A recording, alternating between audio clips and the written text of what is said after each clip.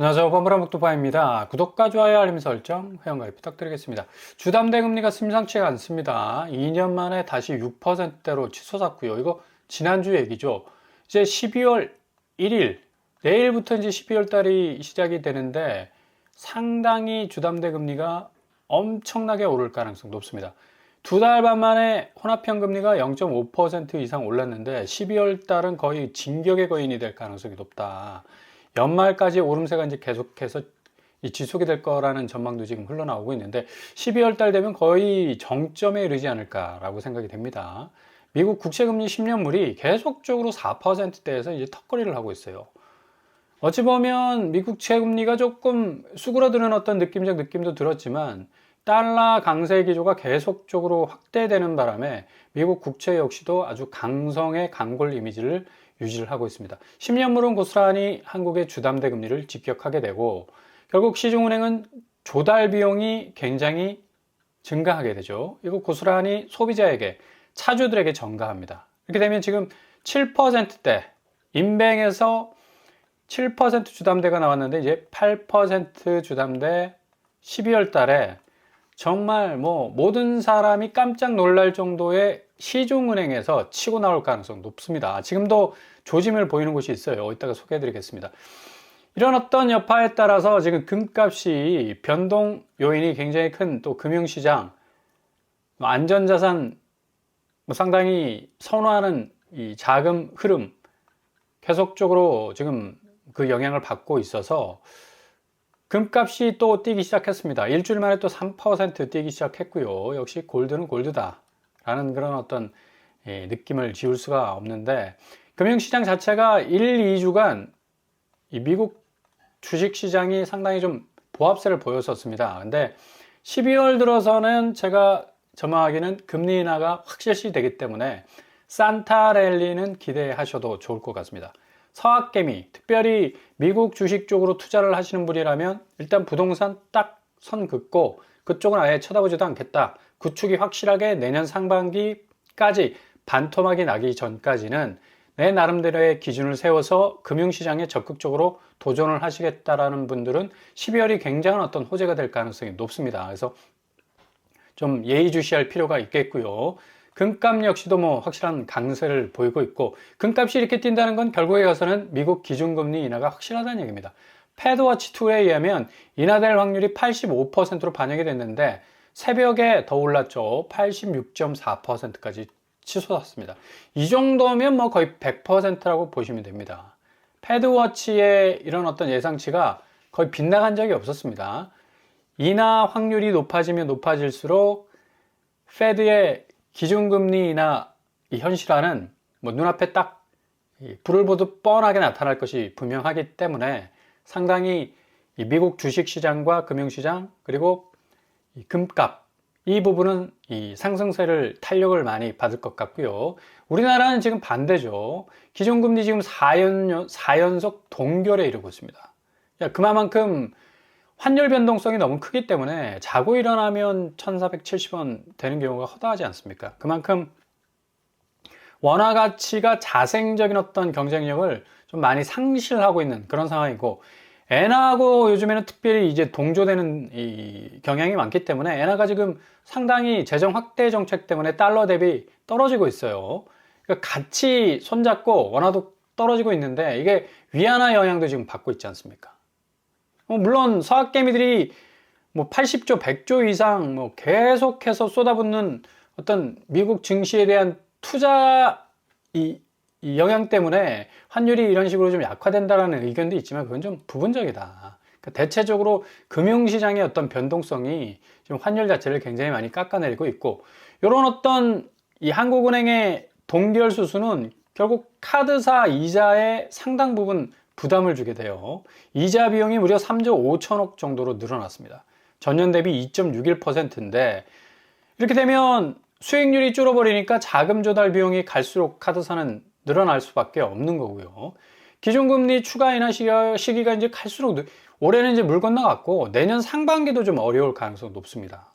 환율이 좀 안정화되고 그리고 집값 자체가 눈에 보이게 좀 뚝뚝 떨어져 줘야 되는데 이게 가시적인 어떤 이 임팩트가 없으니까 한국은행으로서도 뭐 어찌할 도리가 없는 겁니다. 이런 움직임 때문에 카드사들도 울상이고, 일단 예금 자체가 없어, 수신 기능이 없지 않습니까? 그래서 여신 전문 금융 채권을 발행해서 자금을 조달을 하는데, 금리가 오르면서 당연히 카드사들의 조달 비용도 늘어나게 되고, 여전체 금리 추이 보십시오. 3.303까지 치솟고 있습니다. 이렇게 용오름처럼 쭉쭉 올라버리면 카드사 금리로만 머무르는 것이 아니라 이제 일반 금리까지도 엄청난 영향을 줄 가능성이 높다. 전업 카드사 8곳의 올해 3분기 누적 이자 비용을 보시면 신한은행이 제일 높죠. 조달 비용이 그만큼 크다는 얘기는 소비자에게 이 부분을 다 전가시킬 수가 있다는 얘기입니다. 신한, 삼성, 현대, KB, 롯데하나, 우리 BC카드 누적 이자 비용이 2.61% 증가를 했고요. 이런 까닭에 카드사들의 수익성 악화되고 소비자에게 다 떠넘기게 됩니다. 그래서 평균 금리가 17.41%, 평균입니다. 평균. 이게 평균가라는 거는 체감적인 난이도가 좀 낮죠. 일단 카드사 내가 급전을 땡겨서 쓰면 정말 피부로 와닿는 금리는 17.41이 뭡니까? 20% 훨씬 넘어갈 겁니다. 요거는 좀 우대를 받은 금리겠지. 17%. 이 정도 되면 내가 좀 접근할 수 있겠네? 라고 생각했다가는 큰 코 다칠 수가 있어요. 0.05포인트 상승을 했는데, 이거 저신용자에게는 금리를 더 높이는 방향으로 하드하게 나갈 수밖에 없는 거고, 그래서 카드론 금리는 지금 14.12%라고 하는데, 7개 주요 카드사. 요거는 이제 통째로 모든 카드사 17.41. 더 올라가지 않습니까? 그리고 일부 카드사는 21%까지 때리고 있습니다. 와, 이거 극악의 이 카드론 금리 아니겠습니까? 평균 금리 올라가, 최고 금리 올라가, 금리 변동성 계속해서 환율 변동성 때문에 더욱더 영향을 받아. 이렇게 되면 21%가 뭡니까? 22%까지도 달릴 가능성 높다.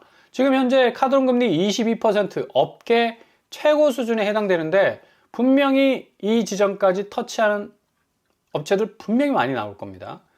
고금리 적용 사례들이 갈수록 이제 늘어날 가능성 높고, 시장 상황은 지금 조달금리가 상승하고 경기도 지금 굉장히 좀 많이 내려와 있죠. 1.8%로 성장률을 지금 내년에 전망을 내놨는데, 성장치라는 것은 실질적으로 달성할 수 있는 목표보다는 조금 더 높게 잡는 겁니다. 그래서 내년에 한 1.3% 나오면 좀 맞지 않을까라는 생각이 들 정도로 상당히 지금 한국 경기가 관세 영향도 있고 전체적인 어떤 경기 침체의 어떤 성장률의 정체 상황에 와 있다. 그러면 당연히 지금 금융 쪽에서는 금리 부분을 상당히 좀 건드릴 수밖에 없는데, 은행 주담대도 지금 난리가 났죠. 2023년에 8%를 돌파를 했었는데, 뭐 5억 빌리면 월이자 330만 원 낼 정도 아닙니까? 근데 1년 만에 이제 3% 넘게 오르는 그런 이자들 때문에 영끌들이 뭐 난리가 났었는데, 지금 농협 보십시오. 2025년 11월 30일 기준으로 변동금리다. 변동금리. 상한가 8.12% 찍었어요. 와, 이제 8% 드디어 도래하기 시작하네. 이게 지금 잘 알려지지 않아서 그렇지. 이게 지금 뭐 여러 가지 우대받지 않고 그냥 생짜로 받는 사람에 해당되는 금리라서, 그리고 변동금리라서 이게 좀 숨겨져 있는데 8.12%까지 나온다는 얘기입니다. 이게 이제 노멀하게 변하게 되겠죠. 12월 되면. 전체적으로 이 K뱅크에서 7.4% 주담대 금리를 지금 때리고 있는데, 이게 전체적으로 시중은행도 그만큼 키높이 구두를 갈아 신을 겁니다. 그리고 12월 중순이나 하순 되면 농협에서의 8.12%는 거의 뭐 노멀한 수준이 될 것으로 전망이 되고, 이렇게 되면 영끌 아파트 뭐 다 죽었다라고 말해도 뭐 과언이 아닐 정도로 그냥 곡소리도 뚝 멈춰요. 그냥 징징거리고 그냥 아이고 어떡하냐 하는 그 소리조차도 못 나올 정도로 그냥 완전히 얼어붙는 상황이 올 수 있을 가능성이 높습니다. 그러니까 금리 자체가 이렇게 높은데 집을 무리하게 샀다가는 그냥 거의 그냥 일평생 맷돌 갈아야 하는 그런 신세로 전락할 수밖에 없지 않습니까? 금리가 일단 낮아져야 되고, 집값이 좀 떨어져야 되고, 이런 어떤 선택지가 좀 두 가지 정도는 나와줘야 되는데, 이게 전혀 없는 상황이, 이게 가장 지금 극한까지 밀려 올라가지고 가고 있지 않습니까? 금리는 뭐 8.12%요. 그리고 집값은 거의 정점에 와 있고, 이러다가는 거의 정점에 몰려있는 부동산 시장 완전히 그냥 내리꽂히는 어떤 이 상황 속으로 흘러갈 수밖에 없다. 그러니까 어떤 부동산 이 호재도 발견할 수 없는 동서남북이 지금 꽉 막힌 상황 아닙니까? 규제는 초강도죠. 환율 변동성은 뭐 이전에도 없었고 이후에도 없을 가장 강력한 어떤 금융시장의 파고가 지금 예상이 되고 경제 성장률 조금 뒤처져 있죠. 그리고 한국은행은 기준금리 도저히 내릴 수가 없습니다. 그러니까 전체적으로 볼 때 부동산 유동성은 그냥 고스란히 엄동선 안에 꽝꽝 얼어붙은 그런 어떤 얼음처럼 좀 완전히 그냥 스탑돼 있다는 얘기입니다. 그러니까 이 상황에서 결국에 가서는 내년 양도세 중과 맞지 않기 위해서 다주택자들이 투매에 가까운 어떤 가격들을 던질 가능성 높겠고, 이제 보십시오. 12월 달 되면 급격하게 집값이 빠지는 어떤 양상들을 보이게 될 겁니다. 10월 달까지 10월 15일, 16일 토제 시행 전에 밀어내기 식으로 거래가 이루어졌기 때문에 그 거래들이 지금에서 와가지고 그냥 올랐다 이런 식으로 이제 지표가 나온 건데, 결정적인 어떤 이 집값의 분수령이 이 변곡점이 생길 가능성이 어느 때보다도 높아졌다라고 말씀을 드릴 수가 있습니다. 일단 금융시장은 지금 좀 전에 말씀드린 것처럼 미국이 금리 인하할 가능성이 높아서 지금 인플레이션 하지만 이 부스트 블랙 프라이데이가 굉장히 실적이 좋았었습니다. 4.1% 어느 정도 이 판매율을 올렸고, 온라인에서도 스펜딩 점스 9.1% 정도, 인플레이션에 의해서 소비가 급감하지 않을 거라는 예상을 다 뒤집어 엎었죠. 그렇기 때문에 이제 페드워치가 86.4%에 이르는 페드의 기준금리 인하 가능성을 점치고 있는 겁니다. 불프의 매출이 계속적으로 지금 늘어나고 있다. 결국 다음 주부터 다우와 나스닥과 S&P 500은 거의 불장에 가까울 정도로 상당히 많이 치고 올라가는 양상 보일 겁니다. AI 거품론 때문에 굉장히 떨어져 있다가 보합세로 쭉 갔다가 지난주 살짝 올라섰는데, 다음 주 되면 상승세는 아주 풀악셀을 밟고 가속화될 가능성 높고요. 한국은 코스닥이 상당 부분 많이 기대가 된다. 3.7% 올랐습니다. 지난주 금요일 날. 어마무시하죠. 왜 올랐을까요? 국민연금이 최근 코스닥 시장에 대한 투자를 확대하겠다라고 공언을 했습니다. 이렇게 되면 기술주, 중소형주 성장성 반영을 할 수 있는 시장이 되겠고, 벤치마크 지수 변경, 위탁운용 범위 확대 등등 해가지고 코스닥 시장의 훈풍이 계속적으로 불어오기 때문에 코스피 시장은 삼성전자, 하이닉스 중심으로 쭉쭉 올라설 가능성 높고, 코스닥마저도 같이 동조해서 올라갈 가능성 높기 때문에 반대급부로 부동산에서 빠져나온 자금은 더욱더 속도를 붙여서 머니무브 현상을 일으킨다. 자금이 돌지 않는 시장은 결국에 가서는 가격이 꺼질 수밖에 없다. 증시가 아니지 않습니까? 부동산은 붙자가 붙잖아, 동산에. 그러니까 한두 달 정도는 좀 기다려 보셔야 된다는 얘기예요. 왜 나보고 그냥 당장 내리지 아니 내가 무슨 내가 가격을 결정하는 사람이 아니잖아. 확실한 건 엄청난 가격 단가에 변동성이 생길 거라는 얘기입니다. 12월과 1월과 2월 진짜 눈에 띌 정도로 아파트 가격 변동성이 찾아올 거라는 얘기예요. 그러니까 그때까지 좀 기다리시면서 기회를 잡아 나가신다면 전혀 무리가 없습니다. 자, 일본도 지금 주식시장 훈풍을 불고 있고요. 니케이 해킨, 사키모노, 일본 니케이 선물이 약한 이 지수가 조쇼 올랐다. 그래서 5280엔까지 이제 치솟는 그런 어떤 모습을 보여줬는데 5253. 확실히 니케이가 좀 잘 나가고 있습니다. 지난주는 조금 처져 있는 듯한 인상을 보였지만, 워낙에 나카이치 사나의 총리가 재정 확대 정책을 상당히 속도감 있게 밀어붙이고 있기 때문에 굉장히 이 니케이 지수와 동조되는 코스피 코스닥 이 시장이 다음 주에는 상당 부분 상승세로 돌아설 가능성이 높다. 그래서 부동산 시장은 일단 스탑하시라. 절대로 무리하시면 안 된다. 그리고 틈새로 나오는 아파트들, 무순위 줍줍 같은 경우는 좀 지켜볼 필요가, 요런 데는 좀 디테일하게 좀 보셔야 됩니다. 이게 내 자격 조건에 맞는지, 아니면 내 자금 수준에 맞는지, 앞으로 좀 헤쳐나갈 수 있을 뭔가 수익성을 좀 낼 수 있는 곳인지 좀 잘 쳐다보셔야 된다는 얘기예요. 청량리 롯데캐슬이 불법 행위 때문에 내일부터 이제 무순위 줍줍을 받게 되는데, 분양가가 10억이 넘어. 근데 지금 이게 집값이 너무 올라가지고 지금 20억 하지 않습니까? 주변 22억까지 하는 데도 있어요. 2019년 6년 딱 지나버리니까 10억이 올라버렸네. 이게 한국 부동산의 현실입니다. 이게 다 거품이라는 얘기야. 아니 6년 지났는데 10억이 올라버리면 이거 뭡니까 이거 도대체. 또 6년 지나면 30억 되겠네. 그만큼 정신없이 아파트 값이 비정상적으로 올랐다는 얘기입니다. 이 무순위 집중 샘플 하나만 딱 봐도 한국 부동산의 문제점을 우리가 간파할 수 있는 거고, 아무튼 1일부터 2일, 내일 양일간 접수를 받게 되고요. 84AD에서 나왔어요. 세 채 나왔습니다. 가격은 10억 2천, 10억 4천인데 부담스럽다.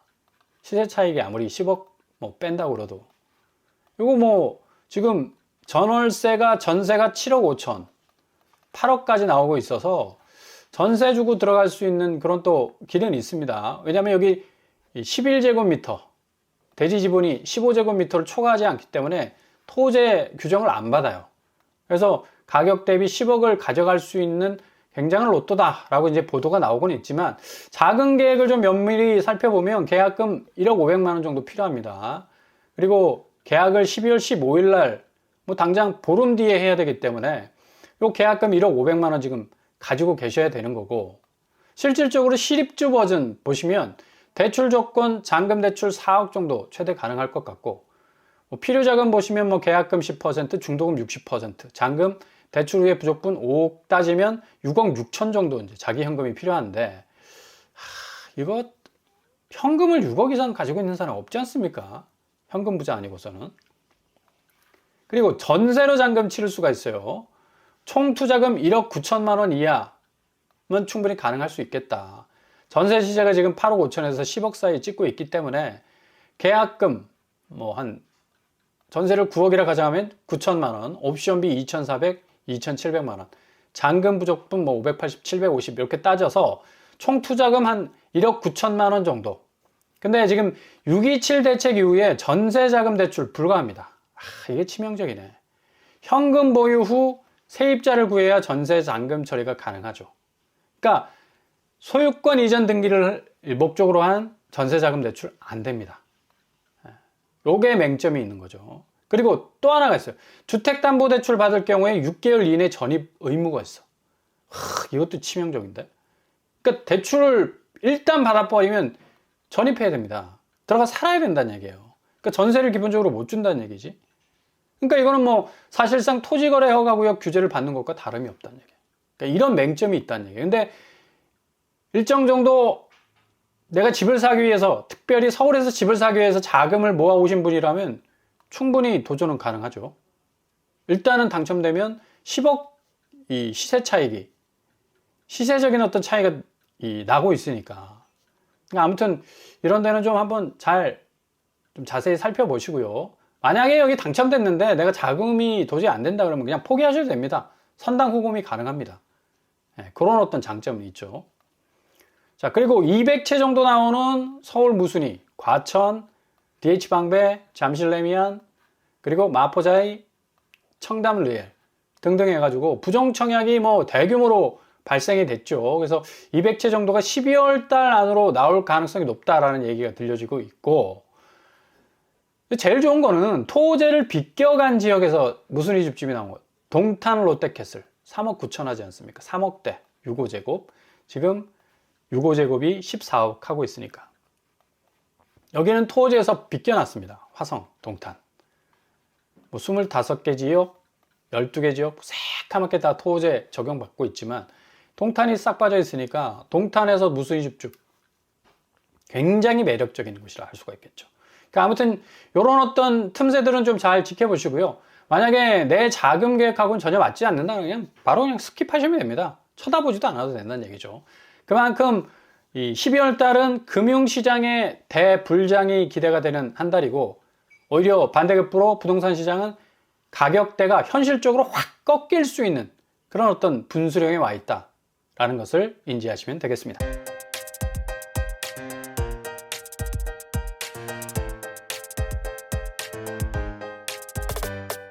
오늘의 부동산 캐릭터처 무려 주택담보대출 농협이 8.12. 와, 이거 정말 엄청난 이 주담대 수준 아닙니까? 12월 달 되면 시중은행 전체로 확대될 가능성도 높고, 이렇게 천정부지로 오르는 주담대, 결국 한국은행이 기준금리 동결을 딱 붙잡고 있기 때문에 계속적으로 좀 진행이 될 것 같고요. 금융시장은 오히려 미국의 훈풍을 통해서 더욱더 성장하는 한 달이 될 수 있을 것 같고, 금값도 역시 상당히 강세를 띌 것 같고요. 이렇게 되다 보니까 반대급부로 상당히 위축되어 있는 부동산 시장, 특별히 아파트 구축 가격은 굉장히 휘청거릴 가능성이 어느 때보다도 높다고 할 수 있겠습니다. 오늘도 원합니다. 항상 여러분의 길이 꽃길만 되실 수 있길 바랍니다. 자, 오늘 뻔뻔한 목독방을 마치겠습니다. 구독과 좋아요 부탁드립니다. 감사합니다.